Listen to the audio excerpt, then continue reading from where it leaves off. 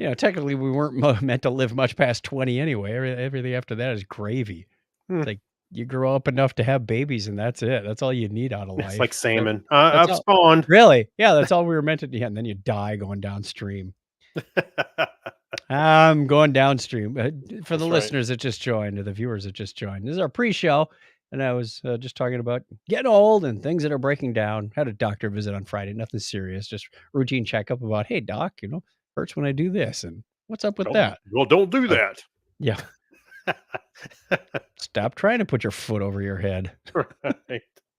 That's No, it right. wasn't that bad. So thank you for joining us. We should probably do the socialite thing here. Oh yeah. Facebook. I like how the Technorama page is always on the right side of the screen for me on my home screen. Well, if the home screen there, it eventually came up. Wow, playing slow today. And oh, we got a viewer out there, and it's not me. Change who I'm sharing as. It was funny because on the last episode, I was listening to it at double speed. I don't listen to our shows very often, but I literally ran out of podcasts, and ours was the last one on the list. I went, I should listen to this. I'm gonna say at double speed, and then I get to the part where we get to the patrons, and I said, for those of you that don't see double speed, I'm gonna say it real slow. Patreon. Oh, right. I fell into my own trap. How That's funny. embarrassing. Did it sound right? It sounded like patreon.com. Right. That's funny. And then I didn't say the Technorama podcast slow. Yeah. I was I impatient. do listen to ours. I listen to Topic is Trick. Again, a lot of times the reason is not necessarily to I may not listen to the whole show, but it's timing. I try to listen to you so I know when to interject and stuff. Just keep up, especially early on when we had lag. Oh, well, you know what? Somehow we've always made it work. Craig, I've always admired that about you is when we do this podcast versus when I do my interviews and whatnot at work, I have Mhm. to do so much editing, and I edit those on 2 tracks so that I can untangle the talking over part. So I go Right. into Audacity and I cut here, Oh, cut there, and it's like yeah, yeah. one girl was really good. I said, "Thank you for finishing your sentences," because a lot of people, when I start to interrupt, they'll tail off. I was like, "No, Yeah. you finish those sentences, and then I'll make it sound good. If I'm saying something stupid, I'll take it out. If Well, you trail off, the then I show's have to 5 take it out." minutes long. Yeah, there wasn't anything left. Clinton's joined us. He said 420, Oh, eh? yeah, Yeah, this show's it going is. out on 420. Oh, wait. What? Um, Yes? I'm thinking about well, I'm not gonna change the title now. I No, didn't even you think can't. about It's already on 420. the stream. I It's didn't even think about 420. You can see what I gotta see, work with. how innocent I No, am. no, no, no, the title is fine. It's April 20th, just so you know. I think the subtlety is perfect in there. Actually, For when I made the show notes, I start the show notes, midweek, and I was like, I'm trying to think of something. Went, you know what? I'm just gonna have him announce the date. That's what I was thinking. It's like whatever. we'll leave it in the recording. Okay. All right, you ready? Oh, my mic is just a little hot. Yeah. Okay, backing off, backing off, backing off. Hey, there we go. Give me a call out here, Craig. Hello. This is a message from the USS Enterprise. We have left one crewman on the planet we just left. We Was got he to turn wearing a red around. shirt? Yeah, we got. Oh wait, look, it's me. Transporter accident. Yeah, red shirt and it says USS Enterprise on it. How unfortunate. Okay, Yeah, let that me was fun. Oh, yeah, and earlier for those listening, I know Clinton saw it, or maybe you did see it. Maybe you didn't. You had posted to our private chat on Messenger Yes. with the Spock, Kirk, and McCoy with the Easter eggs, the Mego Yes. figures, and I had posted it to the Star Trek cruisers, people we know go on the Well, I was cruise. going to post it there, except I figure most of them are probably already watching the cruise page, which is where I stole it from. Oh, well, I didn't steal it from there, but I grabbed it. I thought it was funny. Aha.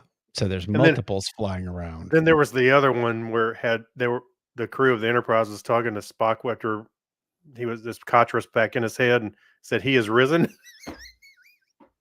I've seen that one before. Sorry, that just made me laugh out loud. We're off to a good So start. Spock is a zombie too. Yeah. Anyone who dies and walks around afterwards is a zombie. Now look, I Okay, already need something. Ugh, that's we funny. broke Craig, and the show hasn't even started yet. I know. It's a good sign. Hey, thank you for watching us on the live stream. Somebody was in here and left. We had 2 for a minute there. Let's begin, shall we? Yeah, let's do it. All right, get rid of the Let's banner. do it. Kill the banner. Oh yeah. Right. In 5, 4, 3, 2. Technorama episode 671. It's April 20th. Just so you know.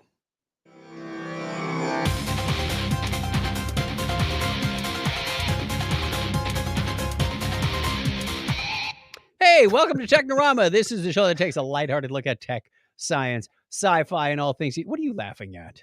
I'm laughing at everything. I crack Okay. myself up. You know that. Apparently so. Okay. Yeah. If Hey, this if is you your can't enjoy first- yourself, you know. I'm not touching that one with a 10-foot, with a 39 wait. and a half Oh, foot no. pole. Yeah. Yeah. If this is your first time listening to Technorama, oh boy. Uh, Thank you for joining us. If you are returning, welcome back. We appreciate you giving us your time. I am Chuck Tomasi from sunny Phoenix, Arizona. And with me, as always, for the last 17 years, we're we're getting old, Craig. It's Yeah, Mr. Craig Stepp. How are you? doing well. I think I need a new chair at this point. After 17 years. And you're going to Actually, have to make I'm- a new ass groove for the new Right. chair. Well, we're going to talk about it later on our Patreon, but I'm super excited. I finally, after over a year of waiting, I got my Starlink terminal. All right. Look forward to hearing about that. Yes. But before we begin, we have feedback from our listeners from last time. Actually, from the last couple of days. Play that music. Letters. Oh, we get letters. We get your letters every day. Mailman, mailman, mail today. Reach right in and pull one out. Those letters. I love those letters. Let's find out what you got to say. Oh, boy. Mailman, mail today.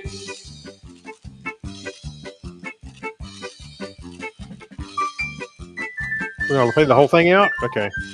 Yeah, well, I'm looking at the everybody who shared it, and nobody got any responses. Mike Robeson joined in sharing this. That's not true. What? I got a response. I didn't see any responses. I said show attachment. There were no attachments on there. All right, well, let's begin. Our question of the week last week was what movies have not aged well besides home movies with us? Yeah. Oh, yeah. Yeah, no kidding. Clinton, our buddy Clinton Elvord, Yeah. said Naked Gun series. I don't know about. I think it aged. I think it's the O.J. Simpson is what he's talking about. okay, but he had a very small part in it. Yeah, he had small parts. Yes, I There's actually was parts. watching it the other day, Okay. or actually about a month or so ago. And I say the other day, but I'm as we're getting older, the other day was a year ago. COVID destroyed my sense of time. Yeah, I watched it 2 weeks ago. It was 2012. Yeah, but I still like it. I like that stupid fun stuff. Mhm. Go ahead. Sweet Steve says, I'm a huge fan of the Punisher movies and the series as well as the comics. And I recently watched the 1989 version with Dolph Lundgren. My first thought was that this one didn't age well. No, But thinking about it, I realized it was a crappy movie already back in 89. right. So it hadn't aged at all. It's still a crappy movie. Yeah. So I have to say Clockwork Orange, rewatched it a month or two ago, and that was a waste of time. Yeah, I never made it all the way through that movie. It was just too disturbing for me at the beginning, and Yeah. I just went, this is a waste of time. I'm not understanding what's going on, and it's just way too violent for me, so I gave up. I'm with you. I think we've talked about this once before, but yeah, I'm with you because I tried watching it several times, and I kept thinking this should be some reason a movie that I enjoy, but I just couldn't get into it. I know it's a classic I but think not for it me. got more credit than it deserved off the director's name alone. So let's move on. Also, I would say MASH as well as both series and then the movie. The humor and the way they present the female characters leaves a really bad taste. And I used to love Mm, MASH. yeah, I Ooh. can see that. I never really thought about that so much. Oh, well, except for the movie. I remember the movie because you see naked women a few times, and it's like I was a kid when I watched it. It's a little impressive, but yeah, you're right. It's probably not a good representation of the way you treat women, All right. especially in the military. You're seeing And comments on other people's? yeah, so Gary Oh, Lindros, yep. You got one comment. yeah, Gary Lindros said, "Scary movie or almost any parody movie. Really, the references or and comments are typical. So the moment, and so are so in the moment that the moment is almost past by the time the movie's released. Looking back on 10 years later, you can just scratch your head. I agree. All right. And Yeah, if there are you have a lot of humor movies, especially topical. Yeah, they're not going to last very long. You mean like Eddie Murphy Raw? Probably. Well, that's kind of a classic in its own right, but yes, you're on the right track. So maybe stand up. You got whenever you watch an old stand up, you got to be in the mindset of when it was written. Because Well, a lot of the sometimes yes, sometimes no. I mean, there's comedy where they're talking about their family. That's kind of ageless. If Mhm. they're talking about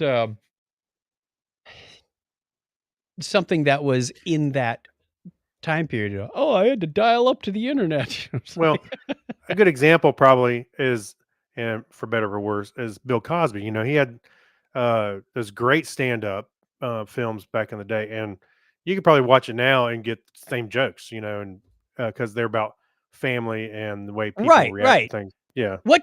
I handed my son a drink and I said, "Don't drink the drink." And he drank it. And I just said, "What did I just tell you? You told me not to drink your drink. That's right. Then why did you drink it?" "I don't Mhm. know." No, no. It's funny, it's timeless. Unfortunately, he's broken his Well, brand. I guess you could argue that it didn't age well either. No, So, he didn't age well. It's still funny to listen to kids when they go, "I right. don't know." You're right. Yeah. Yeah, you're right. Yeah, Agreed. our pastor had children's sermon today, and Hmm. she's got like 10 kids around the front of her at the front of the church, and Hmm. she's telling the story about Easter. And you ever notice when you tell something a really great story and it's incredible and nobody believes you? Isn't that frustrating? And these kids are going, "Yeah, there was a time." She goes, "All right, let's talk about that at donuts." She finally gets done with the kids, gets back up to the pulpit, goes, "How many jelly beans did you let them have this morning, Yeah. parents?" Like, that I was thought you're gonna. such a mom line. I thought I that was was waiting for you great. to go. One of the kids goes, raises his hand really quick. I know that Hey, feeling. Drew is out there. Hey, Drew. He said, only thing, oh, wait. He says, "I'm awake and watching Technorama." Oh my gosh. That's It was good. like 2 in the morning or 3 in the morning. The only thing I missed after moving to the UK. Glad to have you here. Yeah, All right. we're America's best export, right? Are we really? Well, they've been trying to get Are rid of we? us for years. All right. That's it for the feedback. We've got another question for you at the end of the show. Coming up. Another letter from our listeners. Drew, if you got into podcasting based on this show, We're sorry. yeah, I would question your life's decisions at this point. Here you go. Wait a minute. He said you guys are. I assume he means our best export. Yes. Here we go. There Well, we go. Thank you, sir. it's better than cryptocurrency. Let's do the history thing.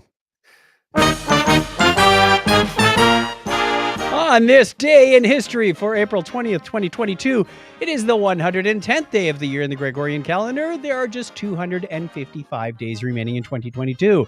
It was on this date in 1496 that after his return from the New World, Christopher Columbus entered the court of his sponsors, King Ferdinand and Queen Isabella. For more than an hour, the sovereigns besieged him with questions. Wow, isn't that titillating? It is. And also on April 20th, 1534, Jacques Cartier, I'm just kidding, Jacques Cartier was born. Cartier. Cartier. I knew that. I thought you were going to You messed correct me when me you up. said just kidding. That I was was a double whammy. Ow, it hurts. I know. I'm messing with you. What did Jack Carter do? Yeah.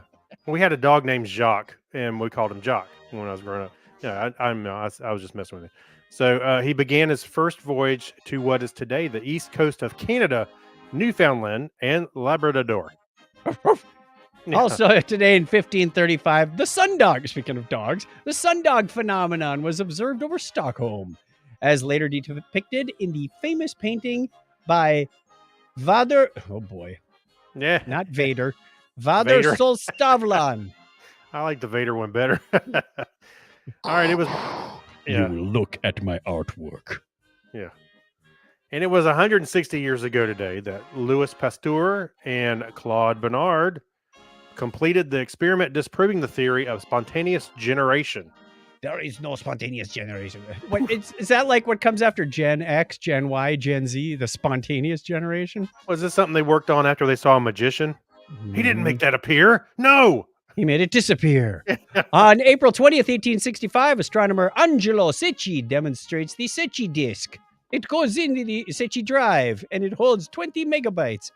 No, that was his friend Bernoulli. Right. Anyway, the Secchi disk measures water clarity. He measured it aboard Pope Pius IX's yacht, L'Immaculate Concezione, which is Italian for the Immaculate Conception. Okay. Yeah. And Pierre and Marie Curie, all rhymes together, see, refined radium chloride on this date in 1902, and it did not end well for her. Mm-hmm. Also today in 1972, Apollo 16 lunar module commanded by John Young and piloted by Charles Duke. They landed on the moon, which is where they were headed. That's a good thing. They were going to Cleveland, but they landed on the moon. Happy birthday. Stop. I was holding a straight face for that one until you... Happy birthday goes out on this date to German-American mechanic and engineer Heinrich Garbo, born on this date in 1818. And born April 20th, 1918, Swedish physicist and academic, Nobel Prize laureate. Whoa, I need something to drink. Kai Zygmunt. American nun and broadcaster. She found it. Yeah. That's it for a second. Yep. My curiosity was piqued when I read that. Yeah. Founded the Eternal World Television Network. You know her. You love her. Give a big hand for Mother Angelica. She was born 99 years ago today. Yay. I think she's dead. Probably.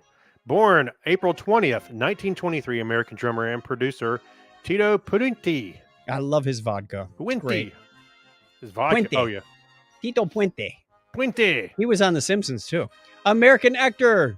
Oh, my. Yeah. George Takei. He was born on this date in 1937. I got to send him a birthday card. He was on The Simpsons, too. And also born on the same date in 1964, American actor, ampersand, and... got some wow, encoded something got encoded. Ampersand citation hash needed. 91. Christmas. Try it out. We got to edit these Citation notes a little needed. bit. I think I found the title for our next show. All right. Ampersand hash 91 semicolon. Yeah.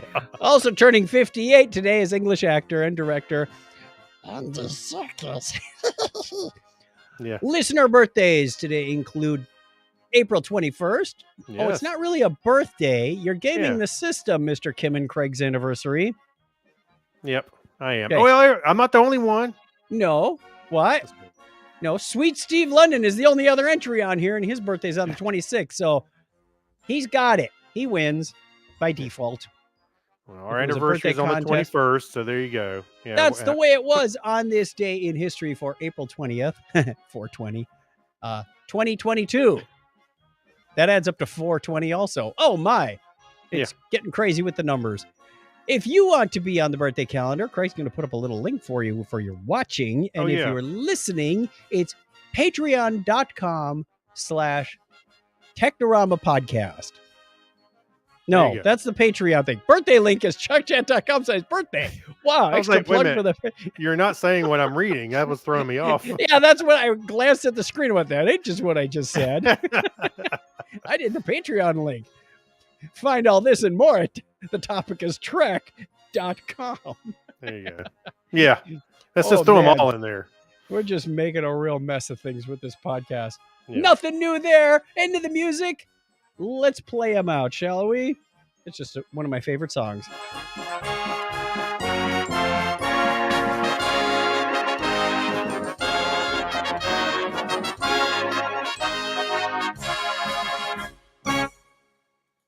Where's my disc bell? There it is. Okay.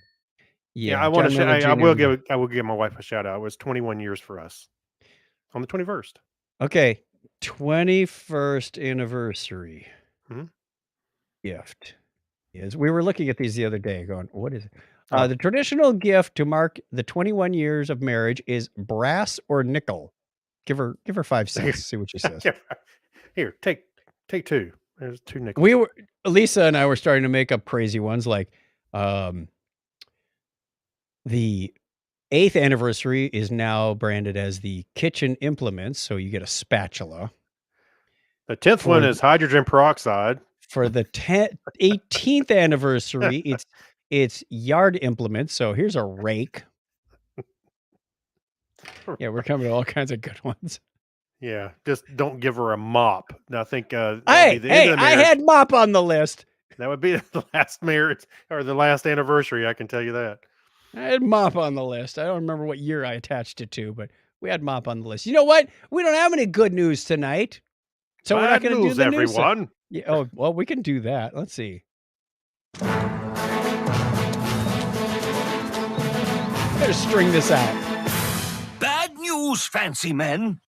Uh-oh. I don't like the sound of that. Okay, but we do have Hacks and Strange Stories. And you like sushi, Craig? Yes, I do, actually. I like sushi, too. Do you use chopsticks or do you use fingers or forks? No, I use chopsticks when I can. Okay. Well, our first article tonight is about electric chopsticks. And at first I thought, what, are they open and close for you if you're really bad at using chopsticks? No. It's like in a band. What do you play? The electric chopsticks. I play the player piano. The Casio keyboard. You just pump with your feet and away it goes. It's kind of like karaoke for piano players. Right.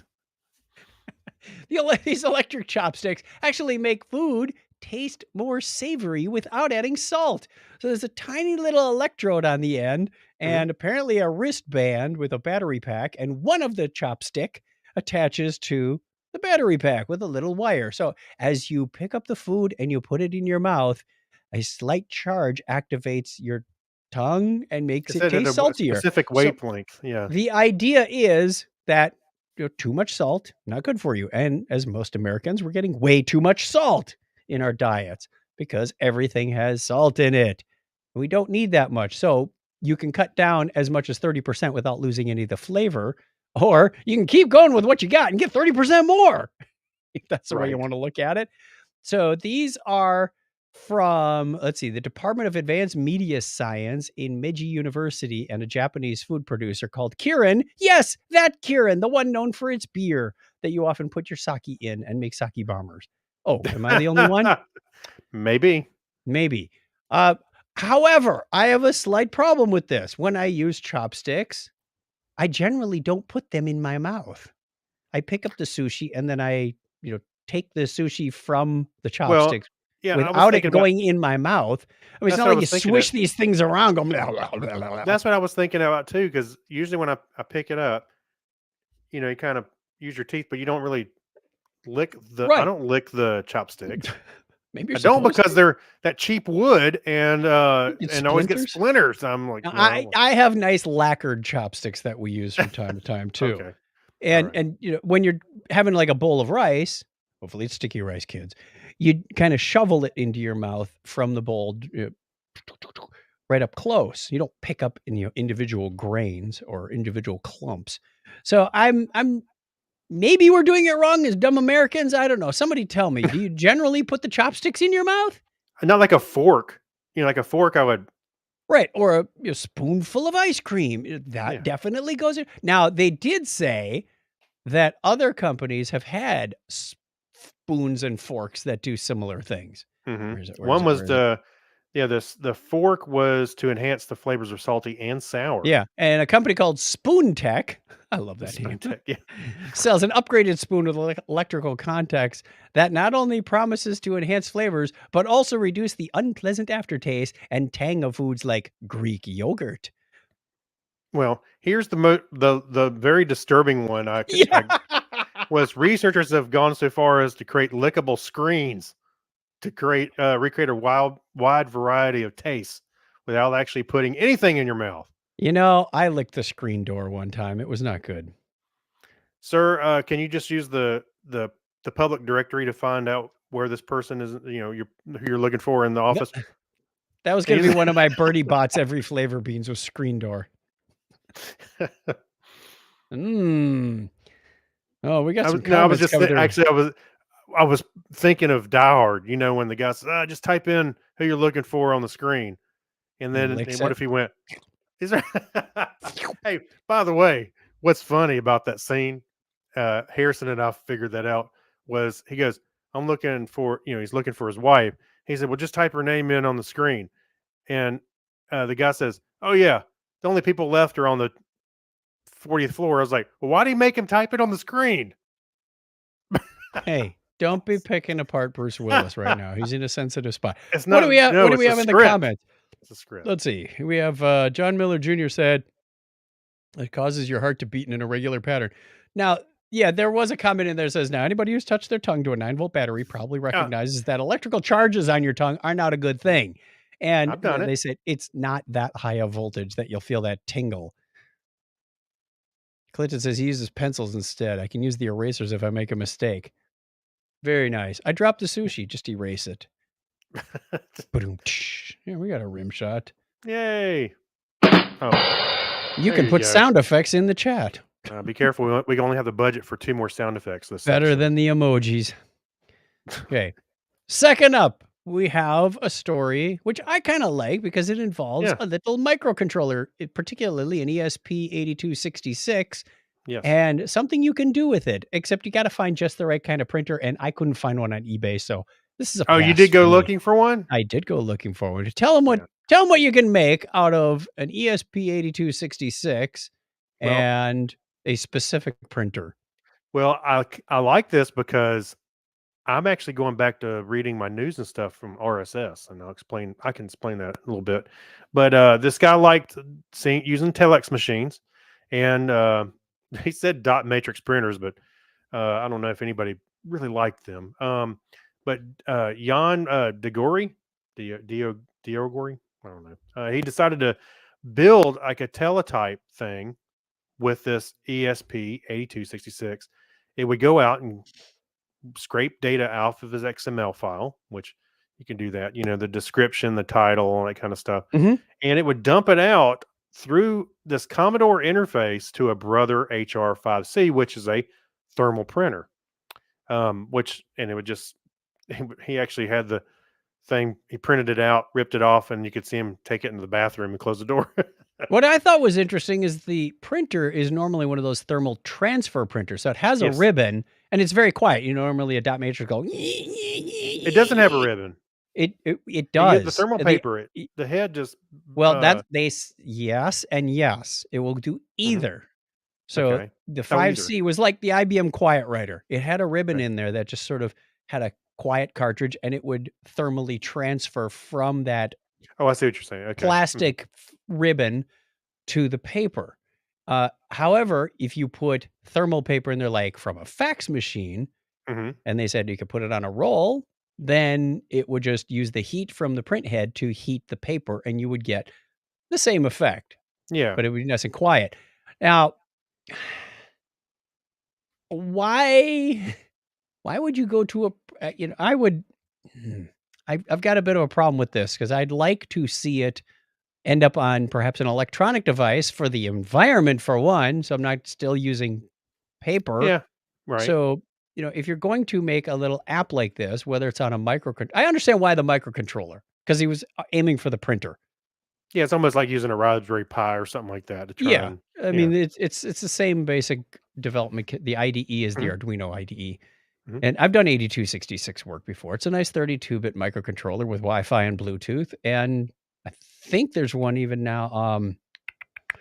I was just watching one of the videos that I subscribed to on YouTube, the the workshop, the microcontroller workshop, whatever it is, and he was showing the ESP8266 with a camera and SD card. Unfortunately, that one doesn't have a USB port, so you have to put on Hmm. you have to wire in a controller to get it to program, and it Right. wasn't exactly as easy as something that has a USB port on it. So, yeah, this is Well, fun stuff. If you like getting actually, into this stuff, I invite you to watch because microcontrollers can be a lot of fun. If I were to do this, though, I mhm. would do it where I had more of an application platform. I'm not going to name one in particular, and Right. send it to, say, an electronic device or stick it in Evernote and go, here's your Tuesday news. I aggregated it Oh, all that's for you. cake. You can do that all day long. Exactly. There's Actually, already tools out there. one thing that I did see, I didn't see him mention this, but was one advantage of printing on the thermal paper was it's Yes. quiet. It's quiet, so you don't have to hear, Right. just You wouldn't hear it if it got sent to Evernote either, Craig. no. I wasn't comparing it to that. I was just you're right, but Can you imagine uh, all night long getting your newsfeed? yeah. Or I mean, on a letter quality with the daisy wheel. oh yeah,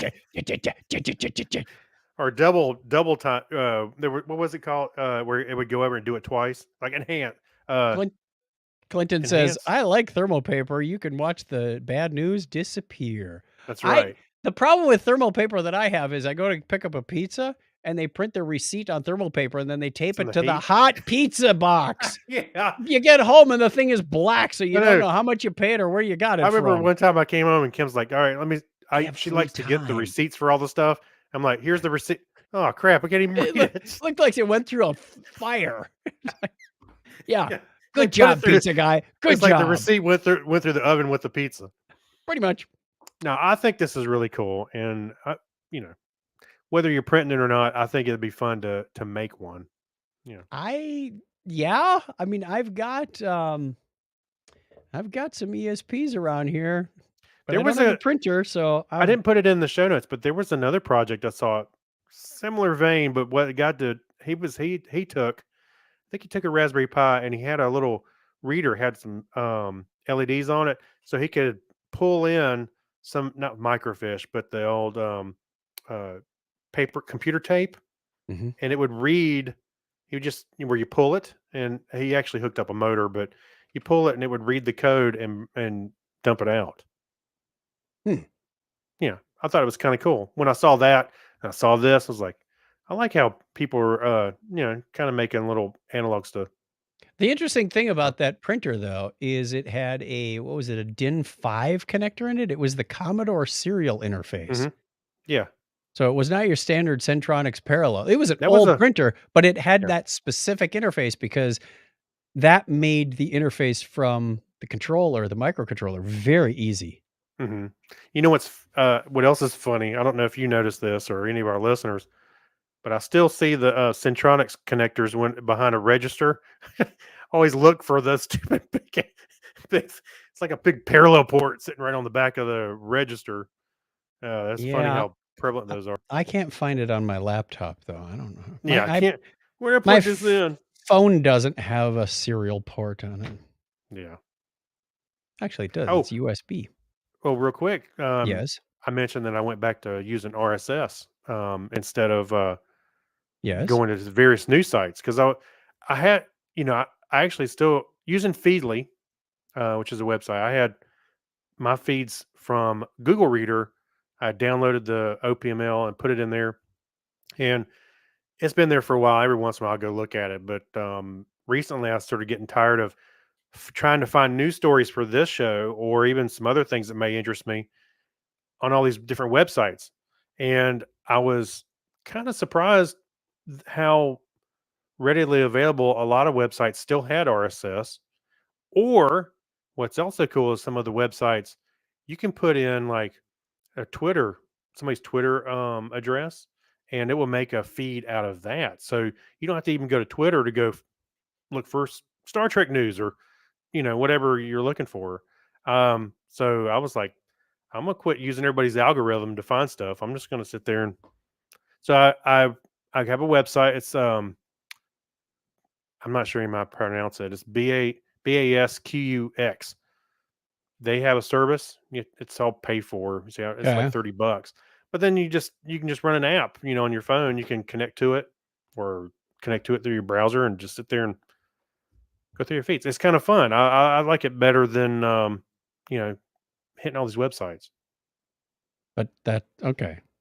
All right. Different options. Should we go to the next story?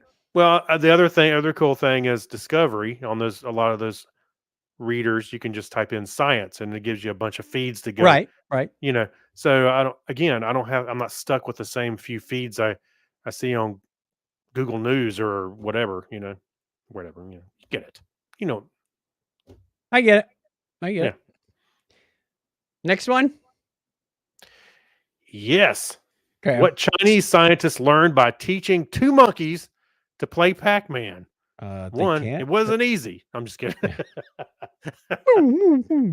Yeah. So what did they learn?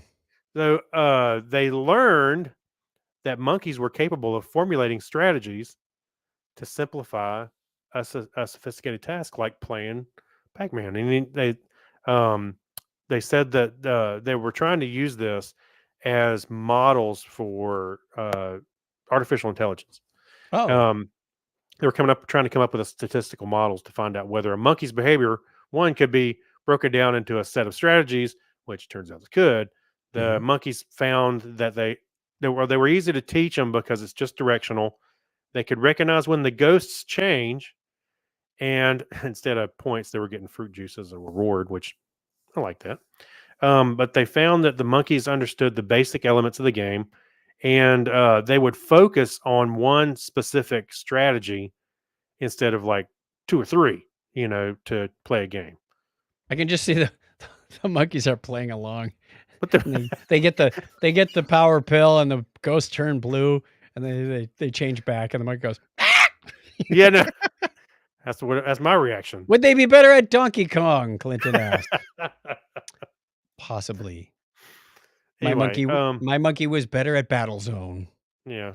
So anyway, they said they would focus on a dominant strategy instead of focusing on a whole subset. I thought it was pretty cool.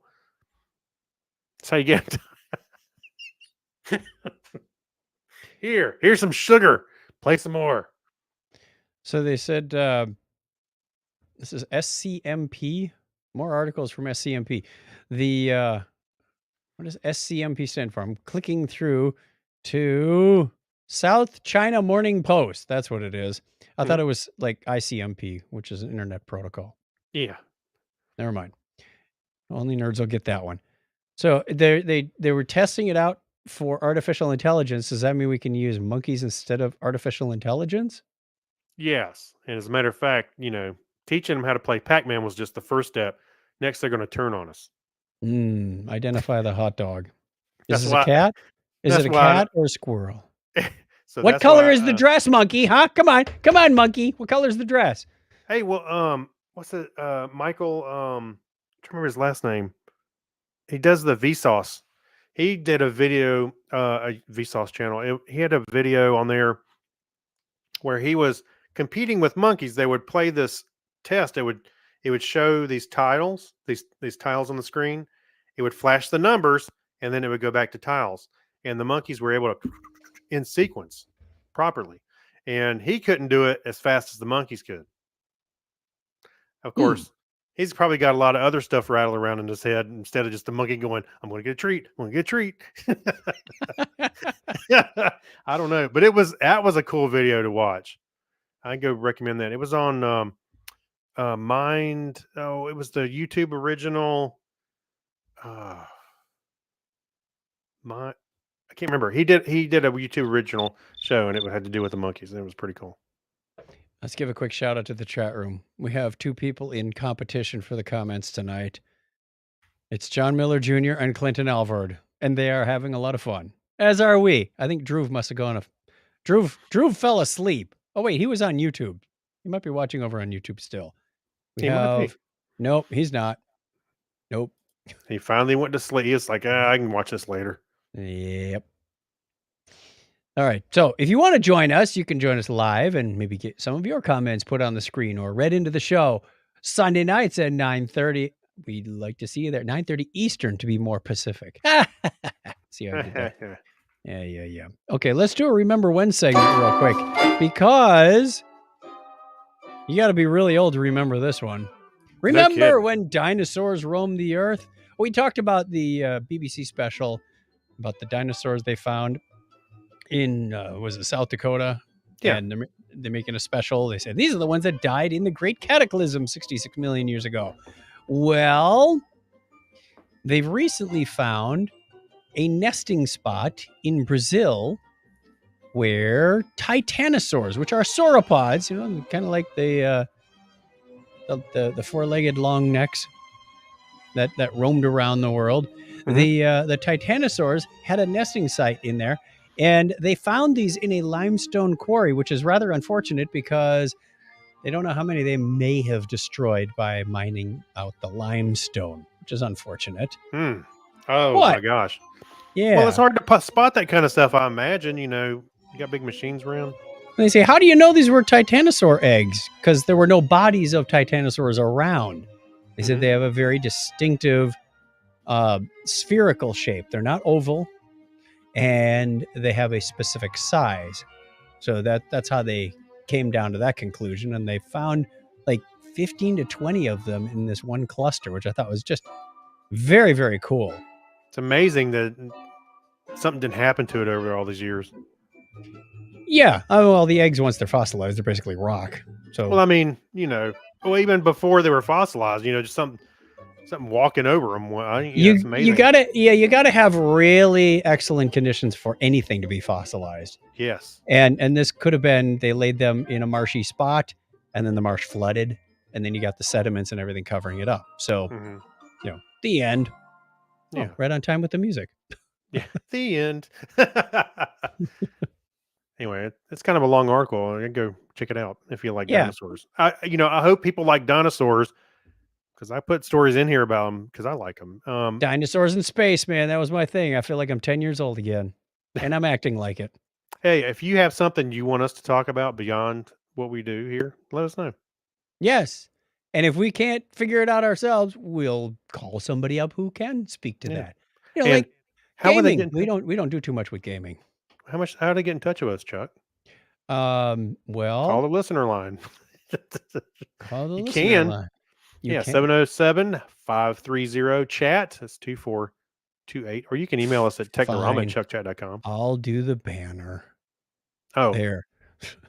I'm sorry. I'm the talent here. I can't be bothered with banners. Say what now? I'll be in my trailer. I can't work like this. You live in your trailer. That's all you only have a trailer. Yeah, that's right. You don't even have the truck to pull the trailer around. Okay. So let's give also a big shout out to our patrons because they're the wonderful people who donate hard cash or electronic cash, whichever we prefer, to bring this show to you. Why? What? My cursor just sort of lit up the article with the dinosaurs on it, and I couldn't read the names because the dinosaur picture went right over it. Oh. So thank you to our patrons, Alexis Duran, Amber Elstad, Amy Bowen, Avner Braverman, Ben Vaughn, Brian Brown, Chris MC, Dandy Man Coyer, not Dandy, it's not D-A-N-D-Y. It's all one word, Dan D Man, or Dand Man. Dan Man, yeah. D&D Man, maybe. His mom named him Dan D Man. He played too much D&D when he was a kid. Yeah. Thank you to Dean Jensen, Denise Inglis, Gary Lindros, our newest member, Tim Cook, John Clifford, John Noble, Yorga Schrauen. Thank you, Kyle Nishioka and Leon and Mark Kilfoyle. Thank you to Matt Baum, Mike Wills, Chris Martinez, Saturday Morning Media, Stephen Weshy, Steve Therian, Steve Cody, and birthday boy, Sweet Steve London. Thank you very much. If you want to be next banner, please, Mr. Talent Trailer. Oh, hold on. Where's my screen? Where's my screen? There you go. No, wait, wrong one. Now I can get the URL correct. Go to patreon.com/Technorama podcast. Is that what's on the screen? Good. I got it right. Yep. I got it right. Patreon.com/Technorama podcast is where you can go if you want to be called out and recognized as our newest Patreon member for as little as $1 a show. And you know what? If we don't produce a show, you don't have to pay. And in return for your gracious donation, we get you like a postcard a year. We'll send you a personalized signed postcard. We will get you a special show, an episode of Technorama that only the Patreon people, only those 26 people that we called out in the whole world, among billions of people, only those people understand our innermost thoughts. How's that for enticing? Oof. I feel like you just cleaned out the shower drain or something. Yeah, it's like, ugh. Ugh. I'll pay $1 for a hard pass on that. Okay. Yeah. Right, you just burn it. Call the hazmat team if you want to subscribe. All right. We also have a few shows in the Pass Smithy remote. I had one more that I want to add, but I'm going to save it for next week because we're not quite done. But I am enjoying it.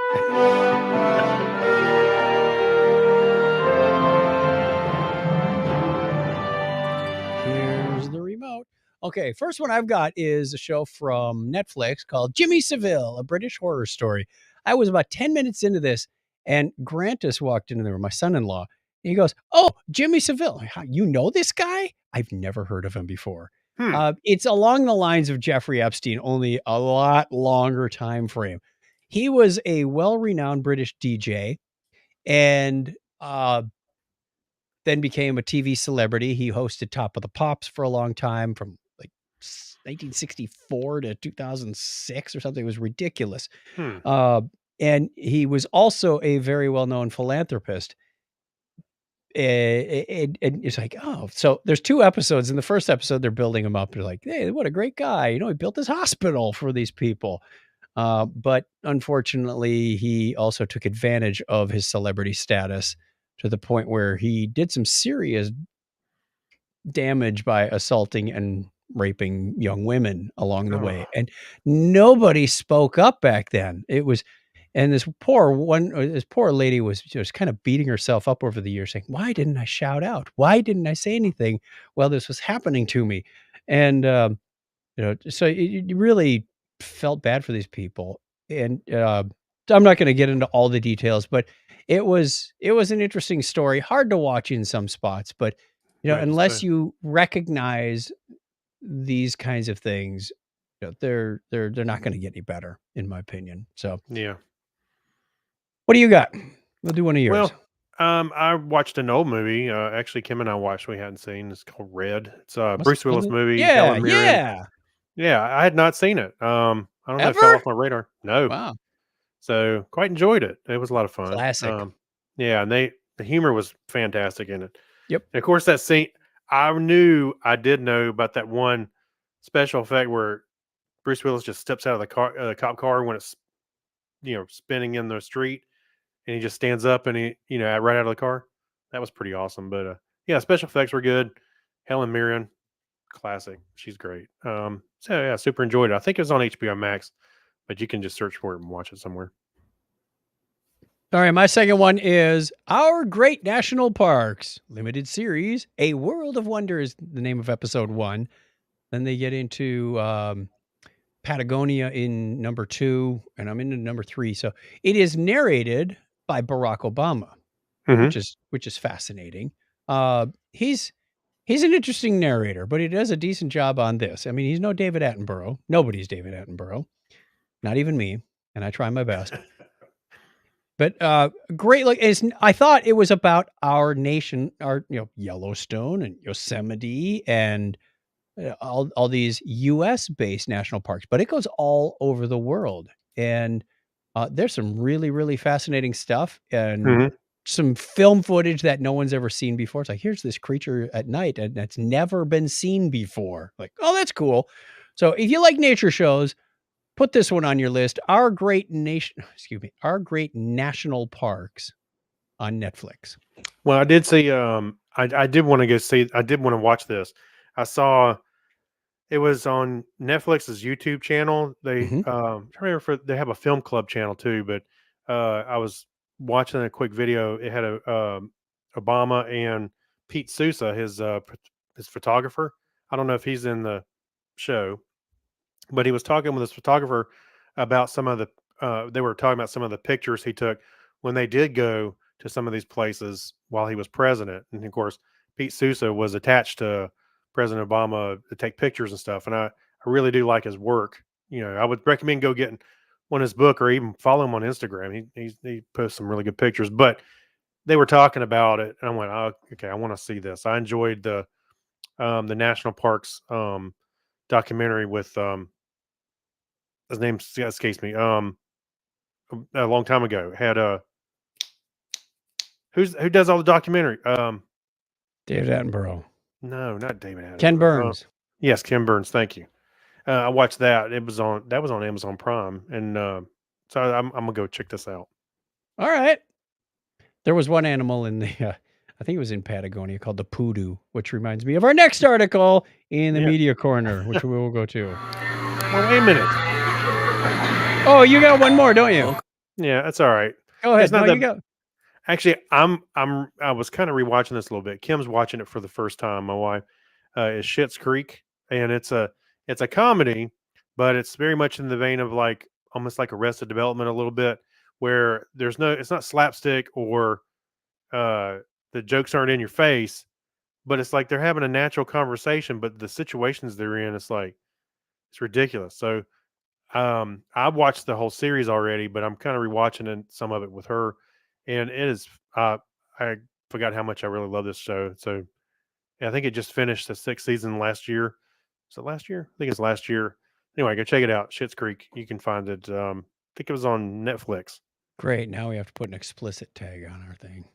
That's not. But that's the guy's last name. I know, but that's not how it's going to sound. All right, let's try that again. All right. Media corner. Welcome to Blockhead Video. Hey, where can I find some good information about music and TV and videos and things? Over here in the media corner.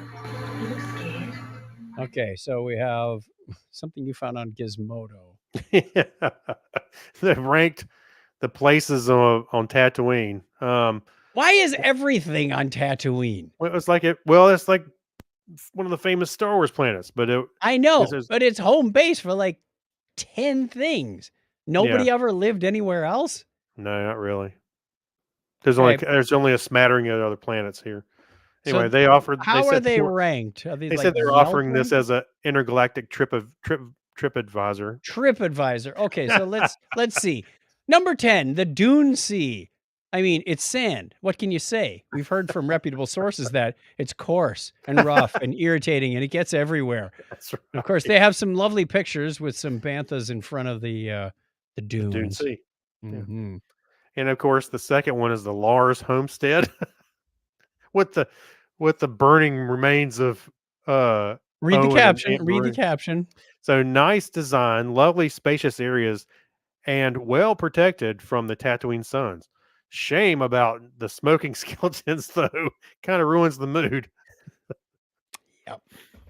Hey, I'm glad that's not an Airbnb location. We'll do a couple more. The Yeah. Jundland Wastes, sand and rocks. Sure, occasionally you might get accosted by a Tusken Raider or some Jawas, but just as occasionally an old weirdo might show up hooting bizarre noises. Tatooine's hottest indie music scene. Never thought of that And, before. Number 7, the Great Pit of Carcoon. Once again, it might be quite dangerous to hang around at the maw of a being that will slowly digest you over a period of thousands of years. But thing plus sand is better than just sand, even if the aforementioned thing is quite dead after Finnick and Boba Fett got to it. Plus, surprisingly exciting lately, what with all the lavish blown up junk from a luxury sail barge just lying around. Of course. Hey, free junk. Yeah. All right, we're not going to read them all to you, but they also have Jabba's / Boba Fett's palace. We got Tashi Station, Moss Mhm. Pelgro / Freetown. We've got Beggars Canyon, Moss Isley, and Moss Espa. So you can read all about those if you wish by going to chuckchat.com/Technorama and click through the show notes in episode 671 till you get down to the media corner. And that's where you can hot time. Ole, ole, ole, ole. Okay. We're not singing that tonight. But No. now you got it in your head, so you might as well keep going. Put that on your 2000s list when you get to the and karaoke. The 2000s list? Yeah, The when you what? get to the 2000s. What year are you on now? Oh, I'm quitting when I get to about 1990. You're quitting? I don't know if I don't think I could put together 7 songs from, 2008. I'm an old What? man. No, you need to learn. You should. No, sorry. No, this show was not meant to go on forever. This show was, but not the karaoke show. Yeah, we just don't know All when to right. stop. We have one more Geek Library moment for you. So let's play the Geek Library. Ooh. Scary music. Ha, ha, ha.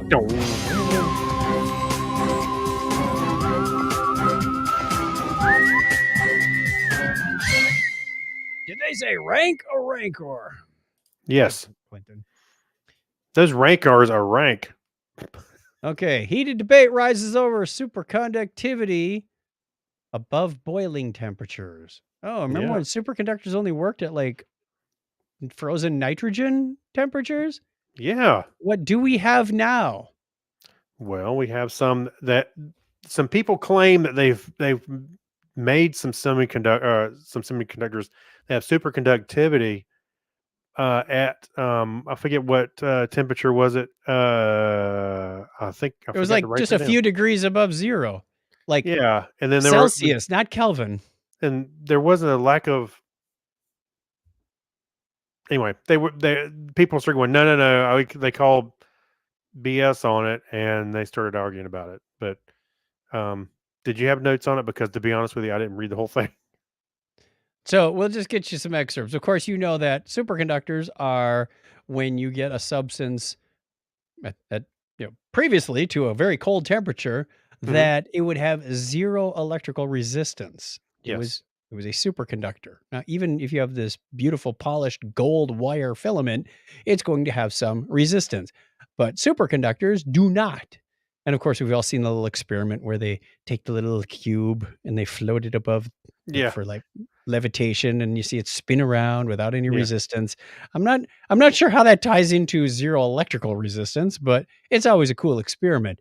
Mhm. Well, in 2020, scientists claimed the first evidence for room temperature superconductivity at roughly 15 C, which is 59 Fahrenheit. Right. And like you said, another group of researchers claimed to have achieved hot superconductivity at Oof. roughly 282 C, more than hot enough to pop corn. That's on the other side of the scale. Right. Yeah. So they said, we're excited about the results of the research, but it's just the beginning of new insights into superconductivity, particularly in this high temperature regime. And that was from Audrey Grokowiak. Wow, that sounds like something you'd battle on Tatooine. Actually, you could probably put some of the superconductors they're trying to make hotter on Tatooine. Maybe it'll There work. you go. You want hot temperatures, put them out there. Yeah. Right. So both the claims of room temperature and hot superconductivity involve extreme high pressures, which apparently help superconductivity occur despite their high temperatures. For instance, room temperature superconductivity reported at 267 gigapascals, more than 2,400 times the pressure at the bottom of the Mariana Trench. Yeah. So you're still using a whole lot of energy, only Yeah. instead of trying to refrigerate the crap out of Well, something, you're trying to yeah. pressurize the crap out of something. Well, and that was kind of the point of superconductors was that, well, for example, you could pass electricity through them with no resistance. Right. Or yeah, But do I other don't things. think the electrical energy you're saving on that resistance is equal to what you're putting into to get Well, it chilled or squeezed. right. It was my point. It was that Not really a trade-off. yeah. But anyway, I just thought that to be honest with you, I thought when I saw this article, yeah, under pressure. I Ding, ding, saw ding, ding, ding, ding.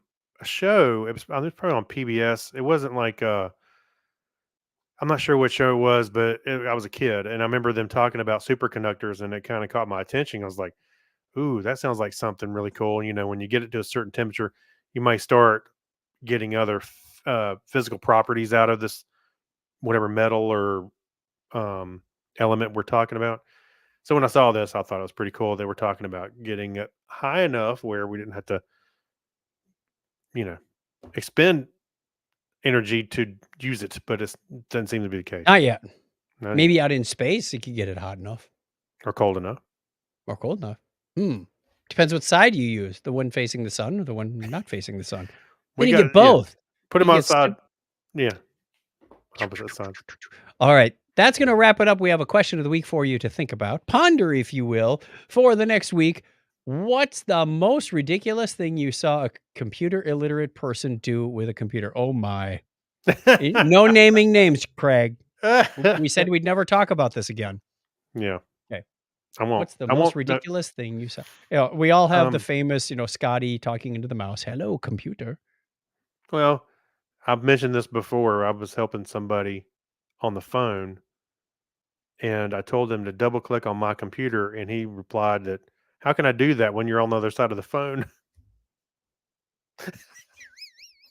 We're